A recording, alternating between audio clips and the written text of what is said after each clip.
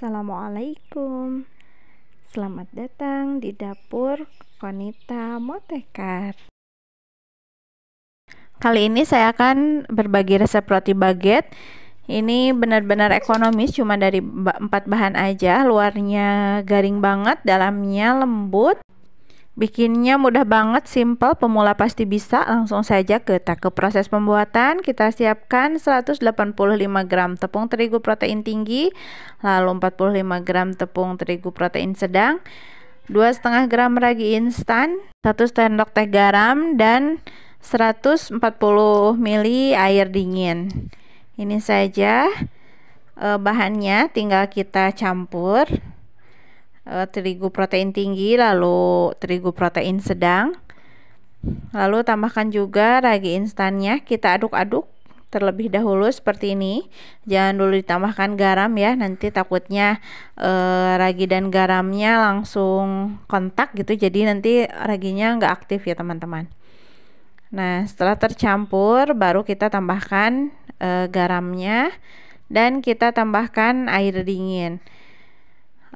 Saya gunakan air dingin karena saya akan gunakan mixer ya untuk menguleni. Kalau teman-teman menggunakan tangan untuk menguleninya, bisa menggunakan air di suhu ruang saja, tidak mengapa ya, karena tidak ada pemanasan dari mesin. Nah, ini kita aduk-aduk manual dulu dengan spatula. Kalau sudah tercampur, teman-teman boleh mengaduk atau mengoleni dengan tangan atau dengan mixer seperti ini. Ini karena adonannya sedikit, menggunakan mixer tangan juga ini masih oke lah. Jadi tidak akan merusak mixernya ya. Kalau adonannya kebanyakan, saya pernah coba kocokan mixernya itu sampai patah ya teman-teman, karena terlalu berat ya. Kalau untuk adonan segini masih bisa ya. Nah, ini kita uleni atau di mixer sampai kalis ya. Ini ekonomis banget karena tanpa menggunakan telur, tanpa mentega, tanpa susu juga. Tapi ini rasanya bisa enak ya teman-teman. Dan ini jenis roti keras ya, jadi jangan berharap itu roti lembut yang kayak lembut banget. Ini rasanya itu cenderung asin juga, bukan roti manis ya teman-teman. Saya ini penasaran mau bikin ini karena penasaran, suka lihat di film-film terutama waktu saya kecil ya. Penasaran bagaimana rasanya roti ala barat gitu ya, yang orang-orang Eropa gitu. Dan ternyata bikinnya mudah banget, lebih mudah dari pembikinan roti manis atau roti empuk gitu ya. Nah, ini udah kalis seperti ini. Tinggal kita pindahkan ke alas kerja, ke alas silikon ya untuk dibentuk. Ini saya langsung bentuk saja. Saya bagi dua dulu biar tidak terlalu kepanjangan ya, karena ovennya itu kecil ya. Kalau teman-teman punya oven yang besar, boleh ini satu resep ini jadi satu saja. Jadi kayak benar-benar di film-film ya, rotinya itu panjang dan keras gitu ya. Nah, ini nggak usah di resting juga, tidak apa-apa ya, karena ini bentuknya tidak usah terlalu bagus. Jadi fungsi resting itu biar pas dibentuk itu tidak menciut lagi ya, jadi bisa sesuai dengan yang kita inginkan ya, bentuknya enggak mulur-mulur lagi. Tapi karena ini langsung dibentuk saja ya, tidak di resting dulu, karena bentuknya juga tidak mengapa kalau tidak terlalu bagus juga. Nah, ini bagian bawahnya tinggal ditekan-tekan seperti ini untuk mengunci ya teman-teman. Lalu bagian atasnya tinggal digulung sambil dikunci seperti ini biar tidak ngebuka-buka pas nanti di oven ya. Gampang banget ya, ini tinggal digulung saja seperti ini. Dan pinggir-pinggirnya kita kunci lagi, dikunci juga.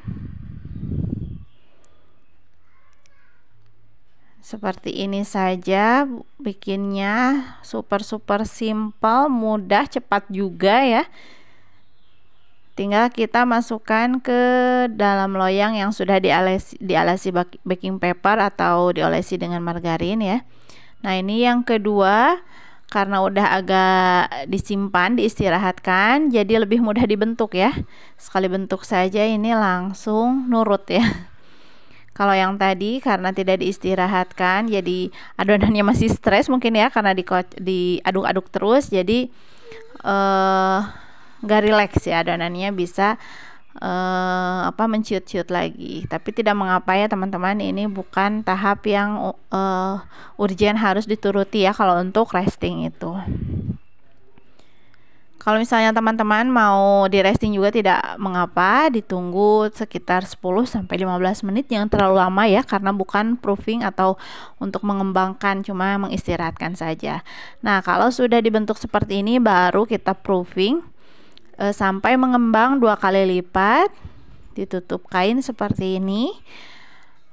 Untuk waktunya berbeda-beda ya, sesuai suhu di tempat masing-masing. Nah, ini sudah 2 kali lipat, kurang lebih saya diamkan sekitar 30 menit.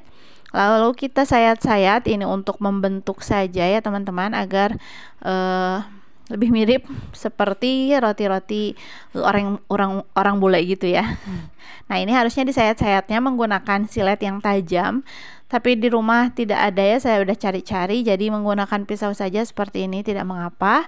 Lalu kita tinggal olesi rotinya dengan air, karena ini benar-benar ekonomis ya, tidak menggunakan susu. Atau teman-teman kalau punya semprotan, bisa dengan semprotan ya, disemprot-semprot.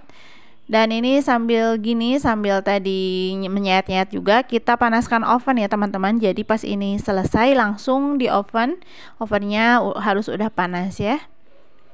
Nah, ini ovennya udah benar-benar panas, kita tinggal masukkan ke dalam oven. Ovennya masih oven tangkring dan udah jelek kayak gini ya, tapi masih berfungsi dengan baik. Tinggal kita oven sampai matang seperti ini. Warnanya jadi lebih kecoklatan. Nah, begitu keluar dari oven, kita bantingkan seperti ini agar rotinya tidak menciut nantinya ya. Nah, ini udah bagus, bawahnya juga udah matang. Tinggal kita tata di wadah. Ini sudah siap untuk dikonsumsi ya. Semudah itu, sesimpel itu bikinnya. Dan ini benar-benar keras ya teman-teman. Nih, luarnya gini. Tapi jangan khawatir, dalamnya itu masih empuk ya teman-teman. Kita coba buka. Jadi ini rotinya itu tahan berhari-hari, awet, nggak berjamur sama sekali ya. Dan dalamnya itu masih lembut seperti ini ya. Ini cocok sekali disajikan bersama sup, atau mungkin ditambahkan dengan sup krim atau dengan telur ala Turki atau menemen seperti ini ya. Nanti untuk resepnya bisa menyusul. Selamat mencoba. Terima kasih sudah menonton. Wassalamualaikum warahmatullahi wabarakatuh.